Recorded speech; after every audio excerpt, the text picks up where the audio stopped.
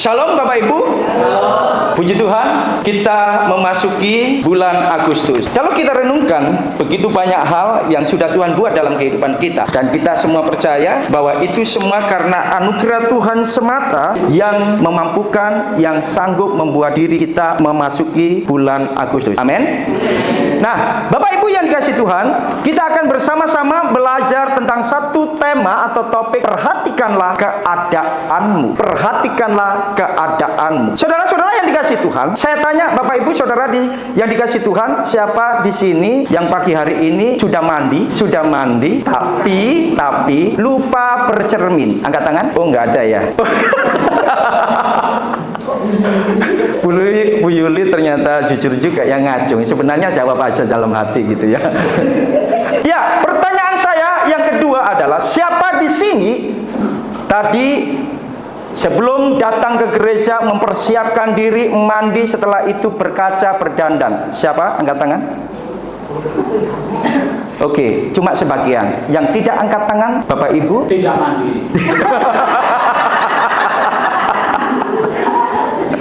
Ya, kita lihat di sini. Perhatikan, ada dua gambar di situ. Gambar yang pertama itu apel, buah apel. Buah apel ini bercermin. Dan perhatikan Bapak Ibu, ketika buah apel ini bercermin, aslinya yang mana? Saya tanya. Yang keroak atau yang utuh?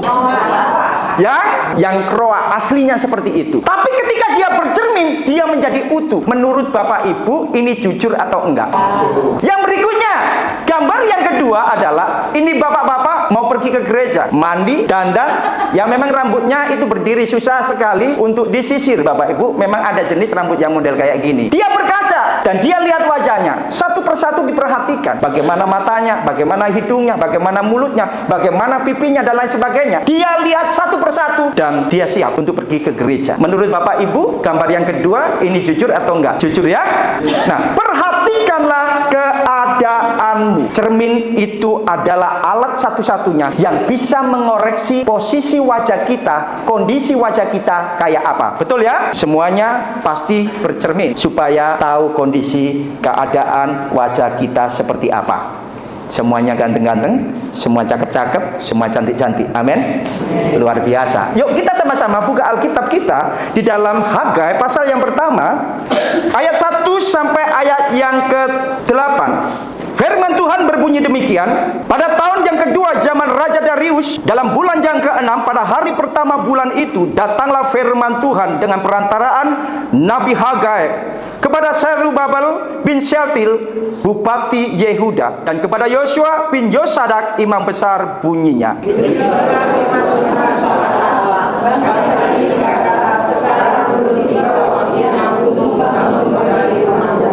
Maka datanglah firman Tuhan dengan perantaraan Nabi Hagai, bunyinya.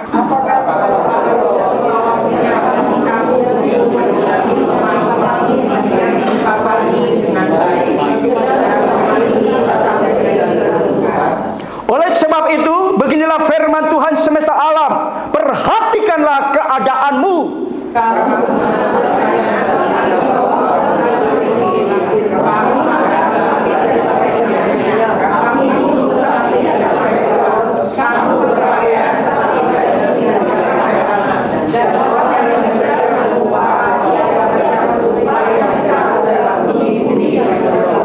Beginilah firman Tuhan semesta alam, perhatikanlah keadaanmu.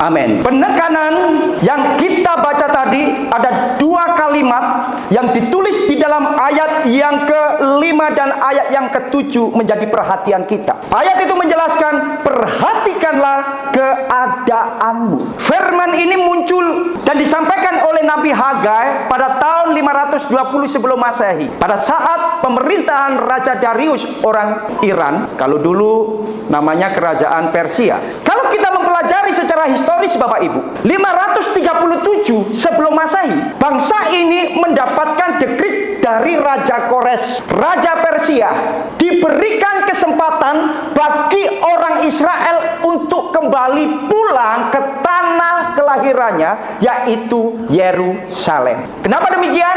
Karena Tuhan gerakkan hati Raja Kores untuk bermurah hati memberikan kesempatan kepada umat Tuhan pulang ke tanah kelahirannya, ke Yerusalem. Untuk apa?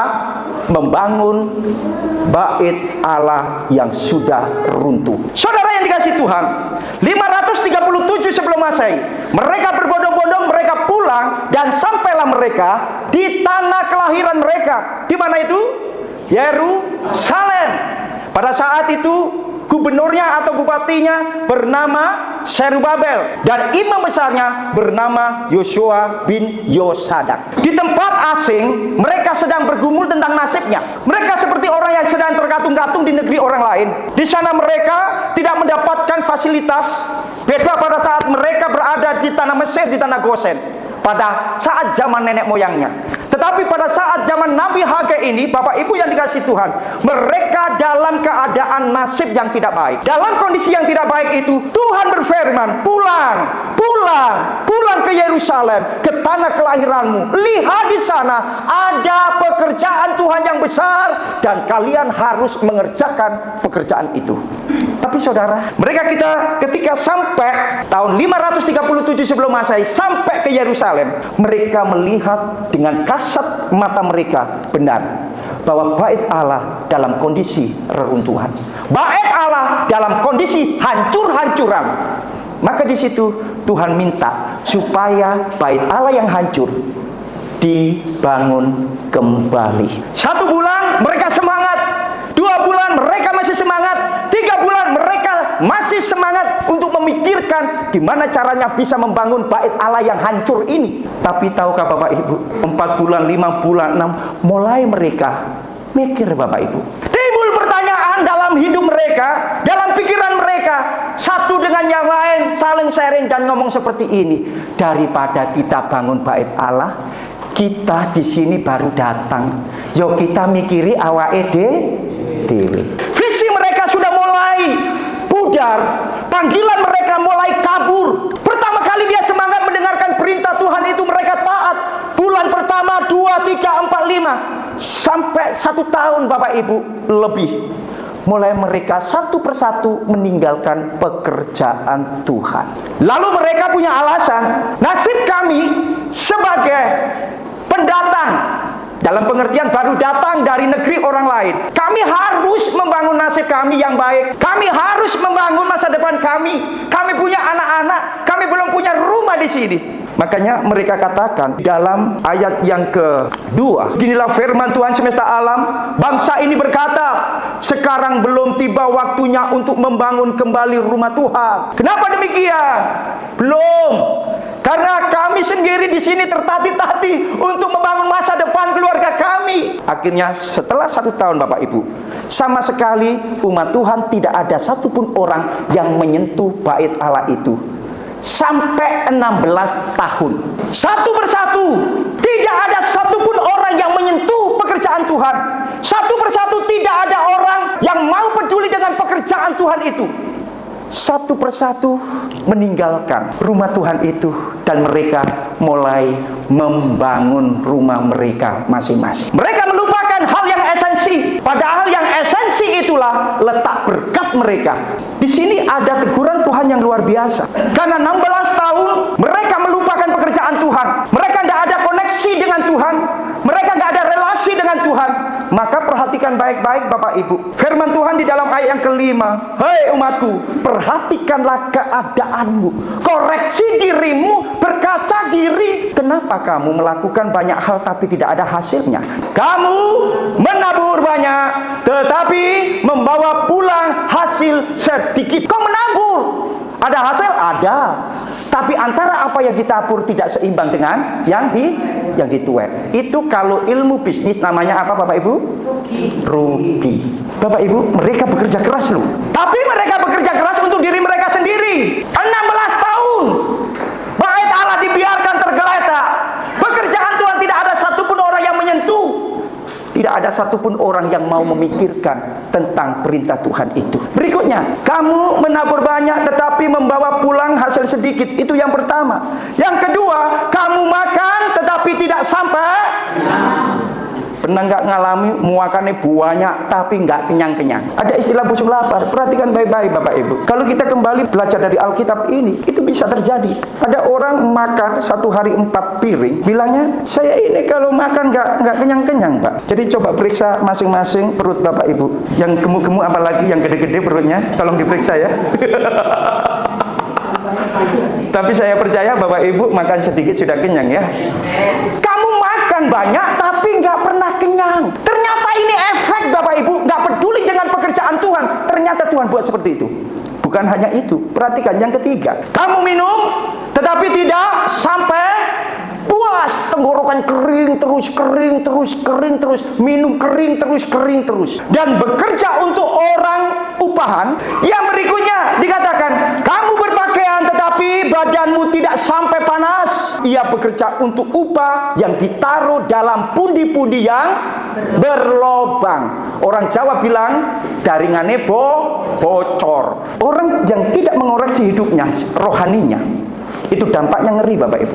Jangan dipikir nggak ada hubungannya di situ. Engkau bekerja untuk upah. Mungkin tiap bulan saudara dapat upah, mungkin saudara mingguan dapat upah. Tapi upah yang saudara terima, saudara hemat sekali. Bukan hemat sebenarnya. Tapi Alkitab katakan dalam bahasa Alkitab, itu pelitnya bukan main. Nahan seperti itu loh. Dan dia tabung dalam pundi-pundi. Tapi Tuhan katakan apa?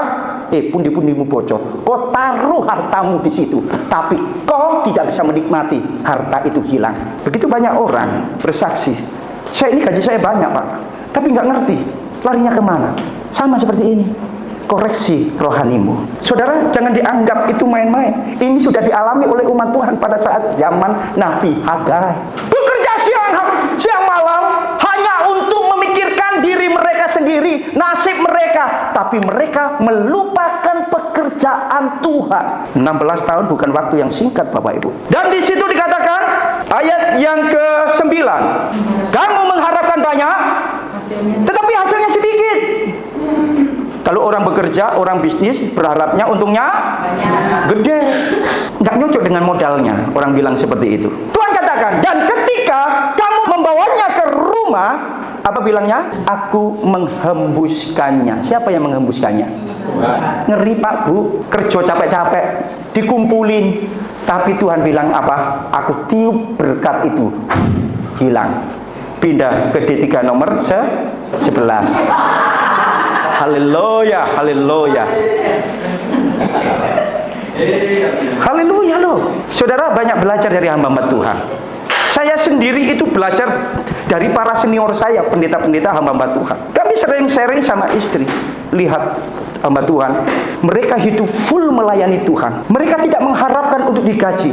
Tapi perhatikan, anak-anaknya dipelihara Tuhan begitu luar biasa. Anak-anaknya bisa kuliah semua di tempat yang bagus. Itu kalau bukan Tuhan tidak akan mungkin. Makanya saudara jangan sombong dengan penghasilan besar. Kalau tidak disertai takut akan Tuhan, kondisi kita bisa seperti pada saat zaman Nabi Hagai. Terus apa dikatakan di situ? Selain Tuhan menghembuskan hasil jerih lelah kita. Alasannya apa Bapak Ibu? Oleh karena apa? Demikianlah firman Tuhan semesta alam. Oleh karena rumahku yang tetap menjadi reruntuhan, sedang kamu masing-masing sibuk dengan urusan rumahnya sendiri-sendiri. Kalau ada hamba Tuhan masih mengingatkan kenapa nggak datang, jangan sekali-kali ngomong sibuk Bapak Ibu ya. Jangan sekali-kali. Ini firman Tuhan masalahnya. Saya takut Bapak Ibu. Kami tidak pernah mendoakan jemaat yang jelek, nggak pernah Bapak Ibu. Saya berdoa, kami berdoa semuanya jemaat Solafide ini diberkati oleh Tuhan. Pekerjaannya, keluarganya, bisnisnya diberkati oleh Tuhan. Kalau Bapak Ibu diberkati, saya juga senang kan gitu kan. Tapi ini loh Bapak Ibu. Oleh karena engkau sibuk hanya memikirkan dirimu sendiri, tanpa engkau memikirkan pekerjaan Tuhan. Ini yang menjadi alasan semuanya dampak dari sikap kita yang tidak peduli terhadap pekerjaan Tuhan. Ayat yang ke-10 dikatakan, itulah sebabnya langit menahan embunnya. Kalau sudah tidak ada embun Bapak Ibu, bangsa Israel nggak bisa bercocok tanam. Karena embun itu yang membuat benih-benih itu bisa tumbuh dengan bagus, tanah itu menjadi subur. Dan Tuhan katakan di sini, aku menahan embun itu. Ngeri Pak Bu.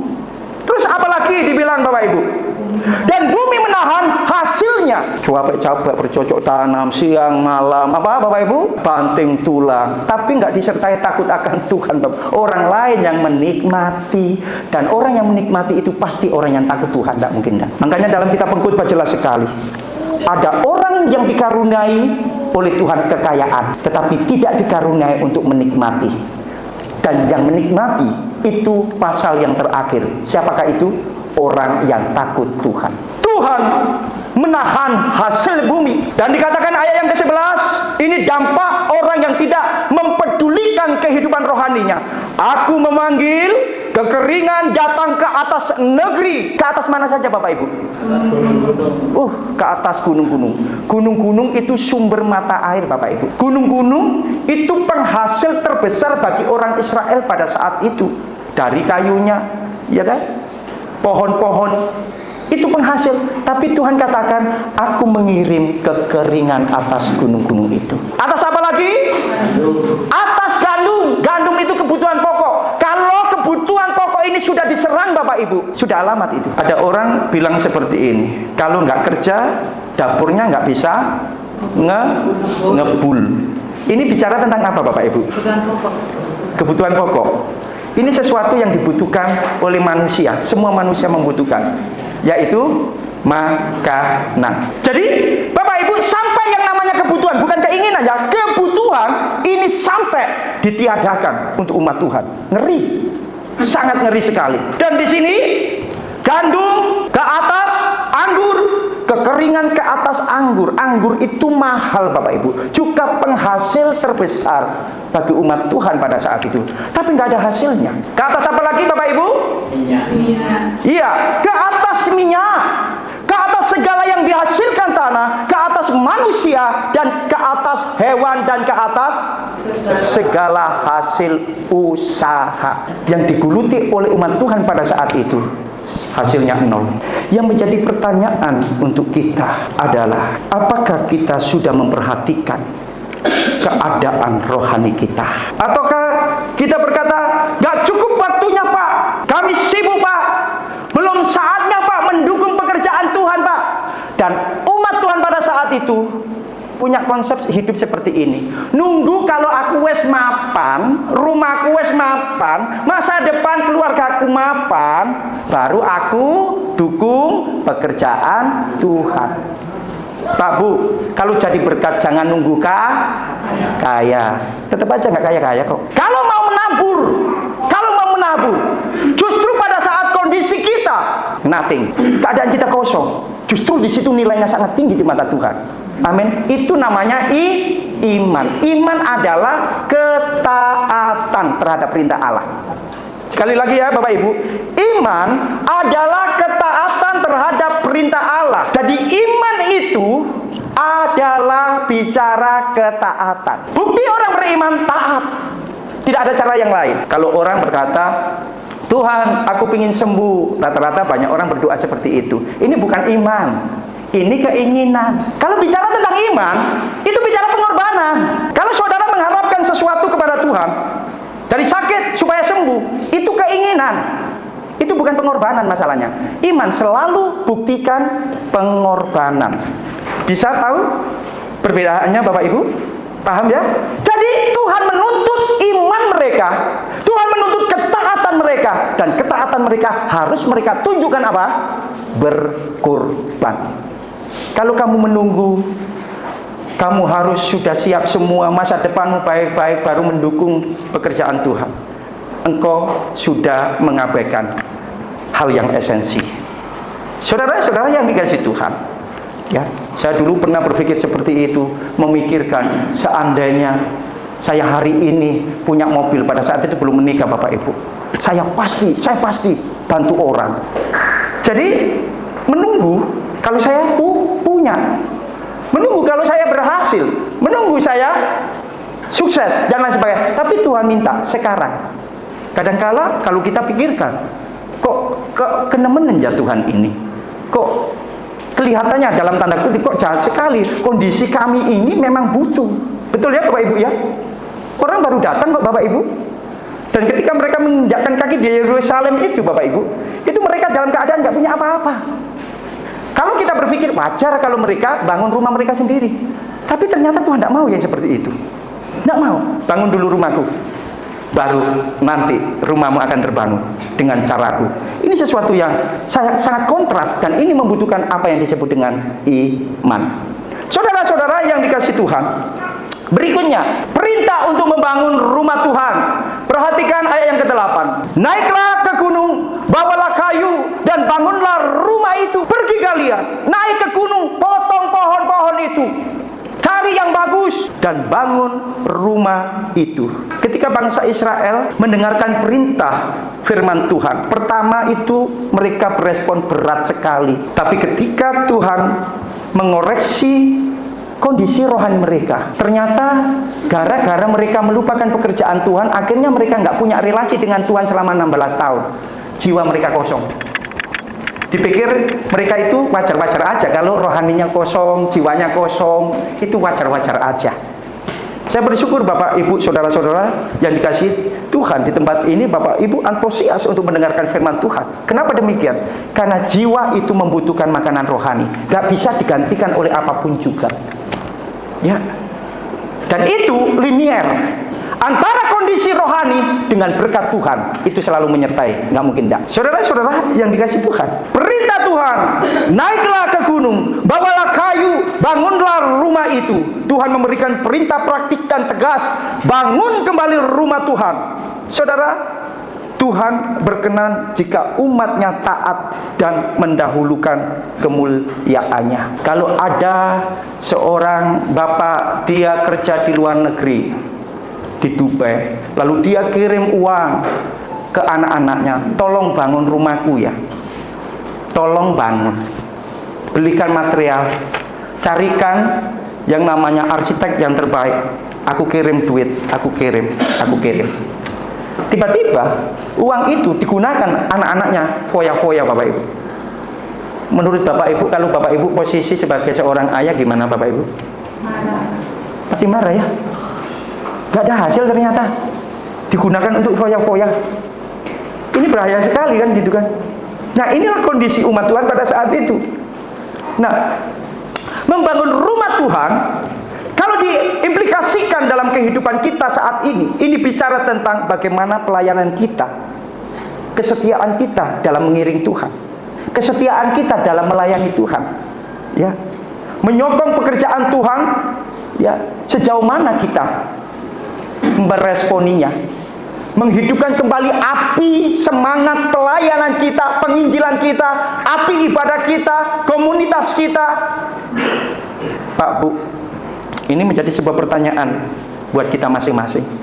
Dan perhatikan Bapak Ibu, yang berikutnya ayat 12 dan 14, ketaatan umat dan pemimpin. Di dalam ayat yang ke-12 di situ dikatakan, dan bangsa itu menjadi takut akan Tuhan. Ternyata mereka ketika mendengar berita atau khotbah yang disampaikan oleh Nabi Hage, mereka merespon pada akhirnya dengan baik. Oh, pantas aku bekerja tapi nggak ada hasil. Aku sudah menabung tapi tabungan itu bocor terus. Makanya aku sudah menanam kok kering terus. Aku sudah bikin minyak dan lain sebagainya, kok nggak ada hasilnya.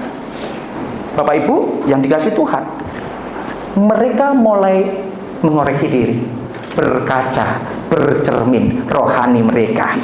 Saudara-saudara yang dikasihi Tuhan, ketaatan mengandung penyertaan Tuhan. Ketika umat dan pemimpin berjalan bersama dalam ketaatan, maka pekerjaan Tuhan akan digenapi. Dan kalau saudara baca ayat-ayat berikutnya, begitu luar biasa Tuhan. Dikatakan di situ, aku menyertai kamu. Dia menjelaskan, dia membuktikan sebagai Immanuel bagi orang-orang yang taat.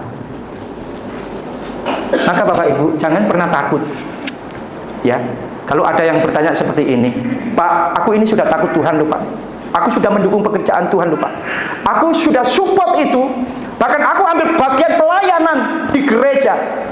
Tapi kok nasibku kayak gini? Saya katakan, kalau Bapak Ibu sudah hidup benar di mata Tuhan, tidak usah takut dengan nasib yang seperti itu. Karena Tuhan sedang menguji saudara. Tapi kalau saudara perhatikan, kondisi rohani kita sama seperti umat Tuhan pada saat Nabi Haggai, zaman Nabi Haggai, kita harus sama-sama bertobat. Kita semua mau diberkati Tuhan kan Bapak Ibu? Anak-anak kita mau diberkati Tuhan kan? Keluarga kita mau diberkati Tuhan? Pekerjaan kita mau diberkati Tuhan? Layani Tuhan dengan taat dan setia. Amin. Saudara-saudara, sebagai penerapan dalam kehidupan kita saat ini, yang pertama, periksa prioritas hidup kita. Apakah Tuhan dan pelayanannya menjadi yang utama? Ada lagu itu bagus. Yang terutama di dalam hidup ini, meninggikan nama Yesus. Terus, yang terutama di dalam hidup ini, memuliakan namanya. Ternyata Bapak Ibu, itu yang Tuhan mau dalam hidup kita. Ya, jangan alasan, Pak, gak bisa pergi ke gereja kerja bakti. Saya ini kerja bakti juga Bapak Ibu. Semua orang belum kerja bakti. Beberapa hari yang lalu saya sudah kerja bakti sendirian. Pagi kerja bakti lagi, jam 6 belum ada orang, saya sudah kerja bakti. Setelah itu jam setengah 8, Pak Ede, sisain, nanti malam saya kerjakan lagi. Siap Pak Tugu? Ya, saya lagi ada tugas negara Pak RT. Oh iya, silakan.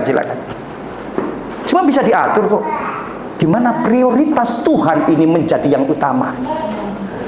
Maka benar apa yang dikatakan Tuhan Yesus di dalam Matius pasal 6 ayat 33. Dikatakan apa di situ Bapak Ibu? Cari dahulu kerajaannya, cari dahulu kebenarannya, semua ditambahkan. Semakin seseorang fokus kepada dunia, kekhawatirannya semakin tinggi. Percaya atau tidak? Tapi semakin engkau mendekat sama sumber berkat itu, saudara akan semakin hari tenang hati saudara. Tidak takut dengan masa depan anak-anak, semua diatur oleh Tuhan. Tiap langkahku diatur oleh Tuhan, iya kan? Dan tangan kasih-Nya apa? Membimbingku. Oh, luar biasa. Ya. Jadi kalau orang fokusnya dunia, maka hidupnya pasti dikuasai dengan kekhawatiran. Itu pasti, nggak mungkin enggak. Tapi kalau orang semakin fokus pada sumber hidup, sumber berkat, tidak mungkin dia khawatir hidupnya. Karena dia tahu persis langkah-langkah hidupnya Tuhan yang atur. Gaji sedikit tapi bisa menikmati. Gaji besar, malam nggak bisa tidur, kelap, hasil korupsi, nggak jujur, dikejar orang. Tak apa-apa, hasil sedikit nggak apa-apa Bapak Ibu. Yang penting halal, bukan haram. Jangan kejar Bapak Ibu. Berkat itu sudah melekat dalam kehidupan orang percaya, itu sudah melekat. Berkat itu yang mengejar kita, bukan kita mengejar berkat. Jangan dibalak-balik. Alkitab nggak pernah mengajarkan supaya kita kejar berkat, supaya kita dapat berkat. Enggak. Berkat itu yang ngejar kita.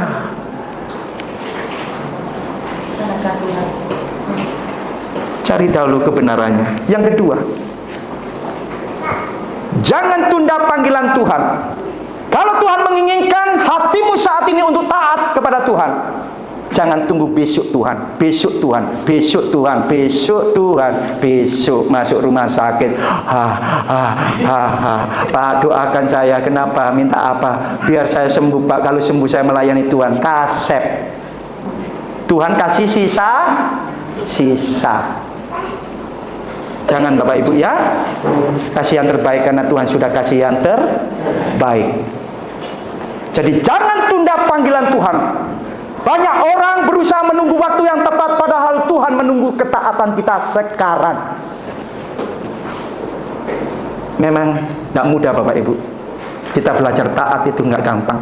Tapi percayalah Roh Kudus yang ada dalam diri kita itu yang memampukan kita taat kepada Tuhan. Yang ketiga, taat mengandung penyertaan. Ketika kita taat, Tuhan akan bekerja menggerakkan hati kita dan memberkati pekerjaan kita.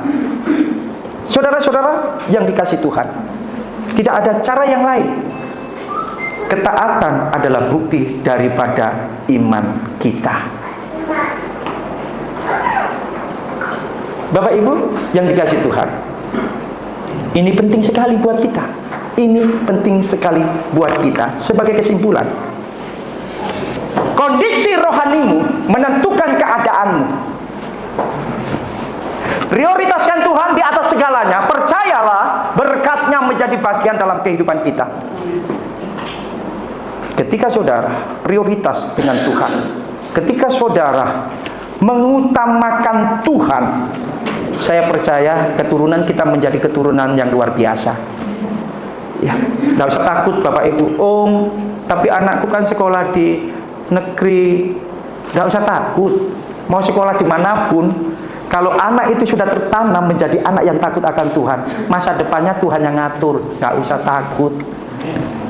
Tapi kalau orang sembarangan nggak mempedulikan kondisi rohaninya, kau sekuat apapun akan hancur dengan sendirinya. Hartamu yang besar, yang melimpah itu pun akan hilang seperti bersayap, hilang tak tahu kemana itu. Dan itu saya menyaksikan begitu banyak orang yang nggak takut Tuhan, mengandalkan uangnya, akhirnya maaf kata Bapak Ibu, hidupnya nggak karu-karuan, sampai minta-minta. Tapi Alkitab katakan, keturunan orang benar diberkati oleh Tuhan menjadi keturunan yang ternama di zamannya. Ini sesuatu yang luar biasa. Makanya berkati anak-anak kita, Bapak Ibu. Doakan anak-anak kita. Tanamkan nilai-nilai rohani buat anak-anak kita. Itu warisan terbesar. Jangan saudara fokus hanya materi, melupakan yang esensi. Nanti rumah akan jadi rebutan. Ingat baik-baik, kalau saudara memberikan warisan berupa harta, tapi melupakan yang rohani, nanti bisa berkelahi antara saudara dengan saudaranya. Kita kembali di sini. Perhatikanlah rohanimu, karena disitulah menentukan berkatmu. Amin.